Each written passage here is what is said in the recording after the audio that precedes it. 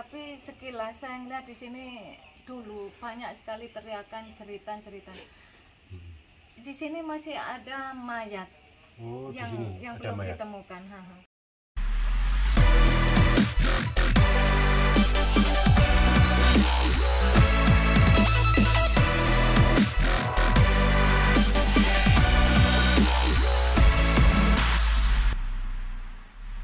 Assalamualaikum warahmatullahi wabarakatuh. Jumpa lagi dengan Air Nusantara. Buat teman-teman, saudara-saudara, juga sahabat-sahabat Air Nusantara, terima kasih sudah bergabung di channel kami Air Nusantara. Saat ini kami sudah berada di areal pemakaman di sebelah timur pintu gerbang. Kita di tengah-tengah di sini. Ini kita masuk di areal pemakaman. Jadi di areal belakang ini pemakaman umum untuk arah timur.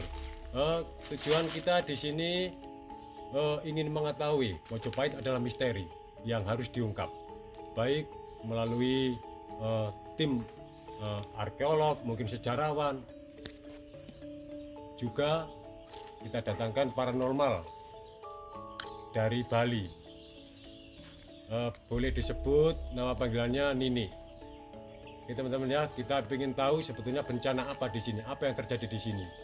Apakah Mojopahit ini sirna karena dengan adanya bencana besar dengan kecepatan tinggi dengan batu-batuan seperti ini? Kita ingin mencari tahu aja melalui Nini dengan kemampuan dia secara spiritual. Oke teman-teman, kita perkenal dulu.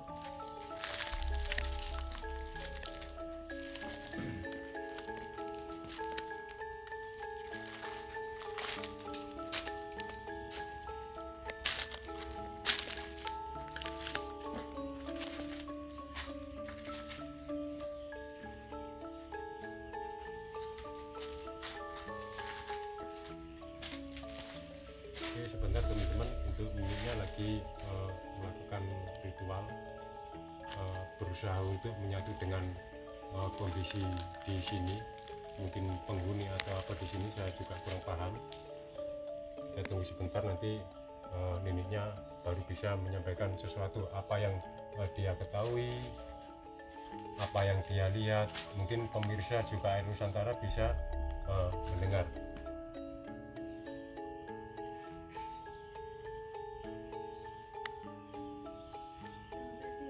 Ya, ini sudah ya. Terima kasih Nini sudah jauh-jauh terbang dari Bali ke sini. Ya, kami dari tim Air Nusantara, ini Nini ya. Kita sebetulnya pengen mengetahui di situ sini, di areal pemakaman umum yang diduga adalah istana sebetulnya. Itu menurut Nini itu sebetulnya ini apa? Ya, saya nyoba. Biasanya menurut pengalaman saya juga nggak tahu apa-apa, cuman alam akan berbicara melalui bunga. Bunga itu adalah saksi di sini. Jadi bunga itu akan bercerita, dan saya mencoba untuk mendengarkan apa kata bunga, saksi yang ada di sekitar lokasi situs kerajaan ini. Oke, ya teman-teman, ini coba membaca areal sini dan kejadian mungkin di masa lampau dengan mediasi bunga, dan bunga ini pun dipetik dari lokasi daerah sini yang di pintu gerbang juga, karena tadi sama ini sudah eksplor ke bagian gerbang utama, terus juga di bagian talut yang di paling timur tadi itu sudah diambil semua dan akan tadi yang disampaikan bisa berbicara.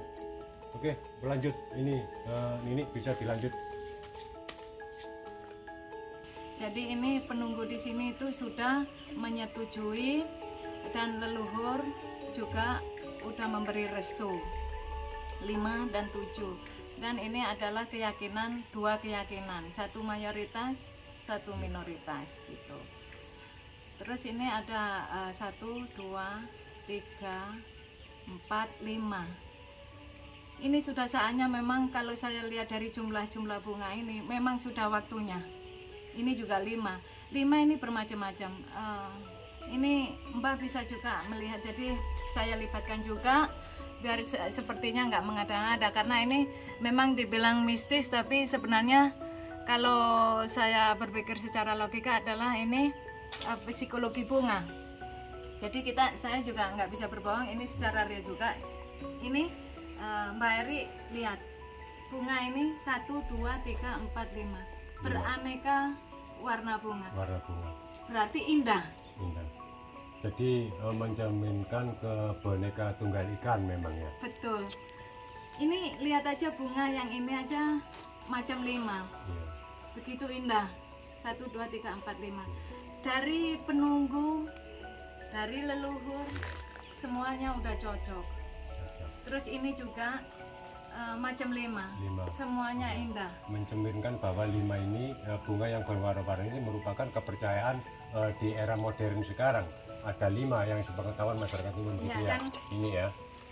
Nanti memang nggak semudah itu, tapi begitu situs ini terkuat dan semuanya berjalan dengan baik, kalau dilihat dari warna bunga ini akan membuat masyarakat sekitar sini dan masyarakat mungkin Indonesia juga merasa bangga. Tapi nggak semudah itu. Tapi pada akhirnya kalau memang rakyat itu, orang-orang di sini merasa kayak legowo gitu ya, terus saling mendukung, setujulah katakanlah kalau cagar budaya ini harus memang diangkat ke publik, mungkin seluruh dunia gitu ya. Ini sangat indah ke depannya. Saya cuma ngelihat ke depannya dulu ini. Semuanya bagus untuk ke depan. Akhirnya kan juga kan bisa mempengaruhi ekonomi di masyarakat sekitar, khususnya di desa Kumitir ini ya. Ini ya. Betul sekali. Terus kita lihat yang masa lalu. Yang di sini kita lihat. Baik teman-teman, saatnya kita akan menanyakan lagi kepada Nini kira-kira apa di masa lampau. Tadi sudah dijelaskan melalui media bunga-bunga yang diambil dari sekitar. Itu untuk masa-masa modern sekarang. Kita akan bertanya lagi untuk di masa lampau seperti apa di sini. Pernah terjadi apa, makhluk apa di sini yang menghuni lokasi sekitar sini. Mari. Ya, ini bisa dijelaskan lagi. Ya, ini setelah kita lihat dari bunga, macam-macam bunga di sini.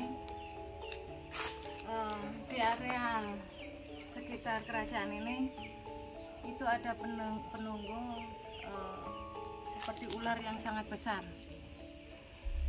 Dan itu ularnya kasat mata atau kasat goib mata gitu, berarti goib berarti ya. Kalau yang bisa dilihat secara real, secara nyata, itu ular kecil-kecil. Oh gitu ya. Ya, ular kecil-kecil, tapi yang paling besar memang ada penunggu sekitar area situs kerajaan di sini. Itu baik apa enggak kira-kira itu? Sifatnya dia, perilakunya itu cenderung dia tidur sekarang. Oh, tidur. Iya, tidur. Tapi dia tetap jaga, tapi posisinya dia tenang. Tenang gitu ya. Tenang. Dan berarti waktu tertentu mungkin dia bisa bangun, mungkin ada yang berusaha untuk merusak atau apa? Iya, itu bisa jadi. Ini ada berkaitan dengan tadi saya menemukan bunga satu ini. Bisa jadi ini pemicunya karena penunggu di sini kemarin kan tadi sudah saya lihat 1, 2, 3, 7. Jadi udah menyetujui, tapi penunggu baru. Penunggu baru istilahnya ini, karena masih kuncup. Penunggu baru ini kayaknya kayak memprovokasi gitu loh. Itu sosoknya seperti apa itu? Ini yang lebih dominan muda tadi itu penunggu juga kan? Penunggu juga, tapi seperti baru-baru. Oh gitu. Jadi sifatnya mengganggu juga ya? Iya, sifatnya mengganggu karena kalau dilihat dari sini penunggu di sini aja sampai ini, sampai kalau istilahnya itu lemah, kalah sakit. sama ini itu yang bisa sering eksistensinya dia itu sering seperti sosok apa dia kalau perwujudannya? Sebenarnya mengganggu sekali enggak, cuma kedatangannya dia itu bikin sedikit kacau gitu loh. Jadi kurang lancar. Nah, seperti ini tadi zaman dahulu yang kayak ada ini minyak jinggo ada, gambar bulan ada. Berarti Pernah minat ke- jinggo. Oh, pernah ke sini juga? Iya, ini karena saya lihat cuma dari senjatanya aja yang dia pegang sepertinya kayak minat jinggo. Sebenarnya saya juga nggak tahu minat jinggo, kurang hafal juga, tapi saya ngelihat dari kayak senjata di sini. Terus di sini saya juga nggak tahu di sini ada Putri Majapahit yang seperti adik kakak tapi kembar. Terus di sini banyak sekali orang-orang yang tinggal di kayak pengabdi lah istilahnya, ngabdi di kerajaan sini. Itu memang benar-benar orang-orang yang hatinya tulus. Semuanya tulus, semuanya itu benar-benar mengabdi itu dengan pengabdian. Misalnya ya nggak curang atau apa namanya ingin korupsi atau apa, enggak. Memang pure dia itu benar-benar mengabdi dengan ketulusan. Berarti abdi dalam istana sini ya? Di dalam. Betul-betul dia itu mengabdi dengan tulus. Dan saya kurang ini juga, tapi sekilas saya ngeliat di sini dulu banyak sekali teriakan cerita.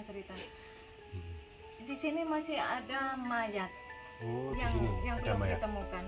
Mungkin karena belum dibongkar bisa jadi, tapi suatu hari seandainya ada ekskavasi pasti. Beberapa bulan lalu kan melakukan ekskavasi di sini tim BPJB, mungkin yang dipimpin oleh Wicaksono. Di sini pernah menemukan memang ada 3 mayat perempuan dengan usia sekitar 20 hingga 30 tahun, perkiraan dari Wicaksono segitu. Cuma memang sudah dievakuasi oleh Universitas UNER di sana. Tapi sebenarnya di sini masih ada. Oh, masih ada, selain 3 itu masih ada ya ini ya? Sebenarnya masih ada. Enggak, pokoknya di lingkungan di dalam sini pokoknya selain situ. Iya. Oke teman-teman, di sini masih ada beberapa mayat lagi memang yang belum ditemukan oleh tim ahli dari BPJB Jawa Timur memang. Ini mengatakan bahwa masih banyak mayat di sini, nggak tahu lokasinya di mana. Yang penting di dalam sini.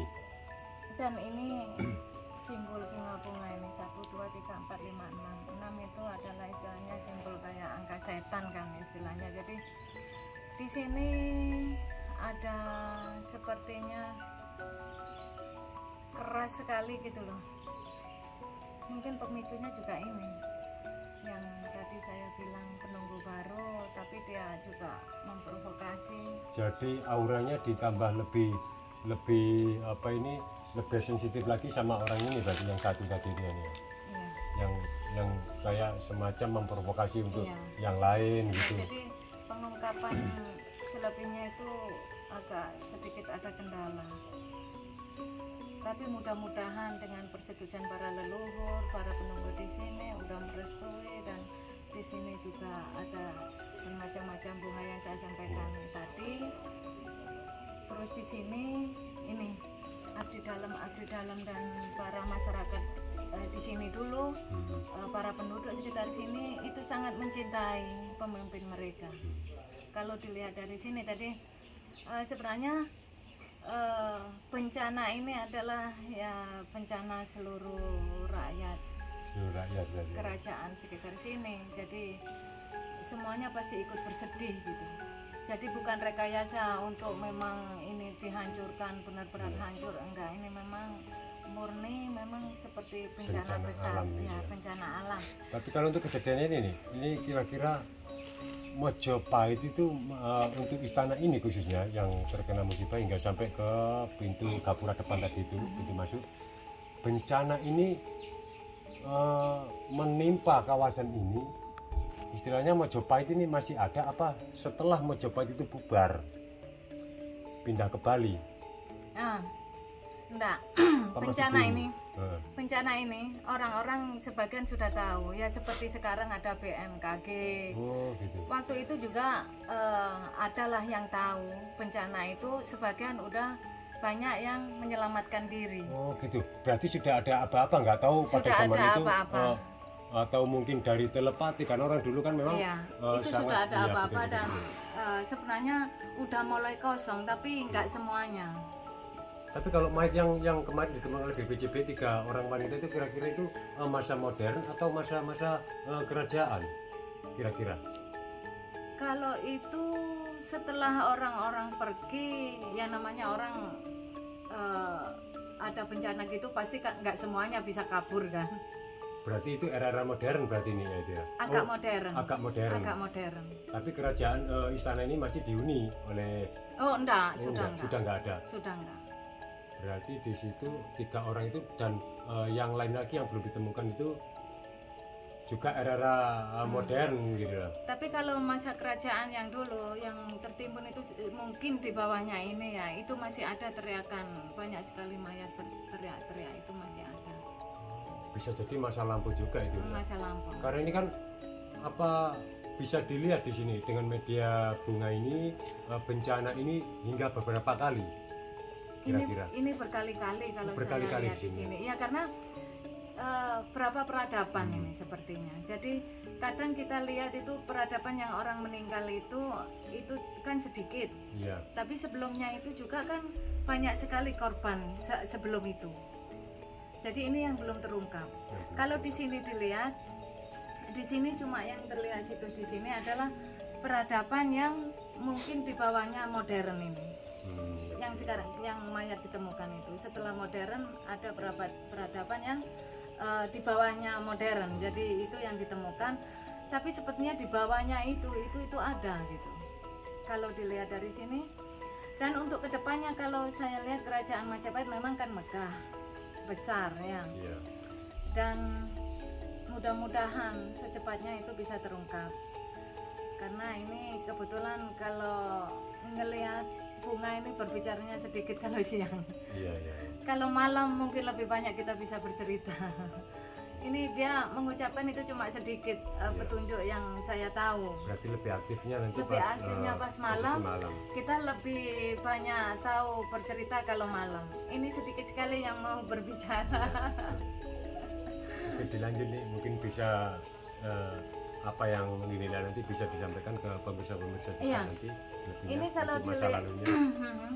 Ini kalau dilihat dari angka, memang saya lihat dari sini 7, ujung 7, belakang 7, habis itu yang kedua, ujung kedua, pangkal kedua itu 4 ini diapit dengan tujuan yang banyak sekali musibah kayak kutukan.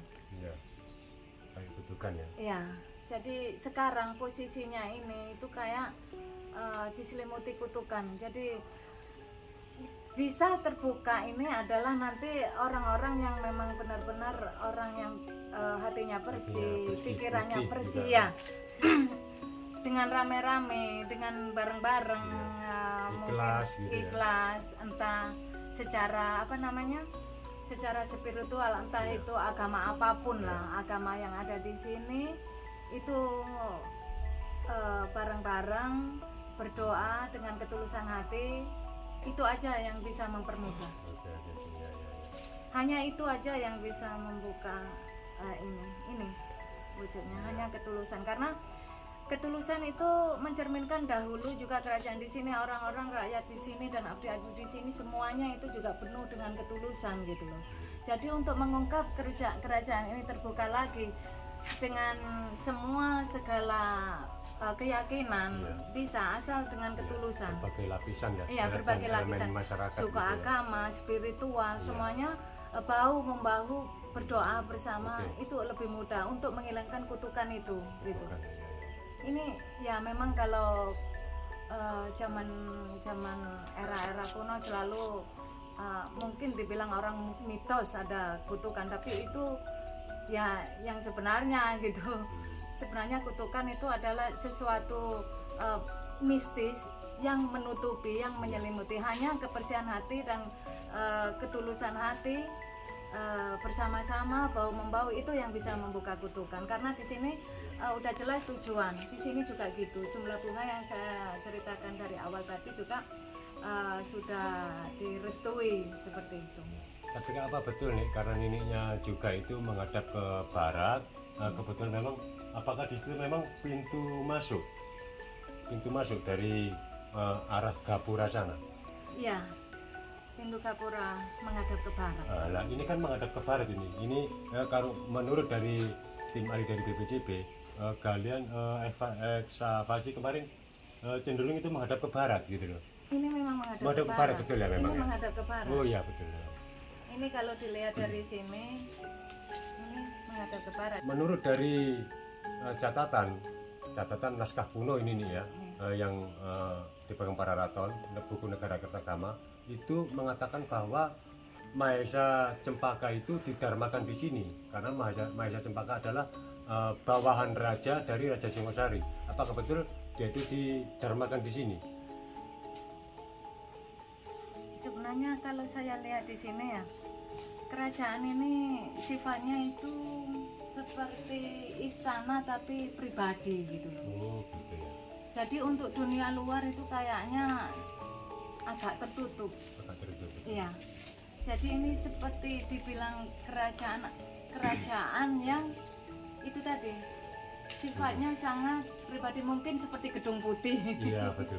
Karena Mojopahit juga misteri kan memang ya, Iya. susah diungkap gitu loh. Jadi di sini itu seperti Gedung Putih yang orang nggak semua Betul. semua kerajaan tetangga atau siapa-siapa itu seenaknya masuk di sini. Hanya orang-orang yang memang benar-benar masih kerabat atau yang dipercaya sama raja aja yang bisa masuk ke sini. Oke, terima kasih nih sudah meluangkan waktunya berusaha membantu tim Air Nusantara untuk mengungkap Sama-sama. di daerah sini, terutama situs Gumeter. Ini kembali juga teman-teman kepada pribadi masing-masing, juga kepercayaan masing-masing. Kita antara percaya nggak percaya, karena Mojopahit di sini adalah kerajaan yang besar. Mojopahit itu jadi misteri di sini, susah untuk diungkap. Makanya kita mendatangkan ini tadi itu. Oke, terima kasih untuk teman-teman Air Nusantara, juga sahabat-sahabat, juga saudara-saudara, teman-teman juga terima kasih.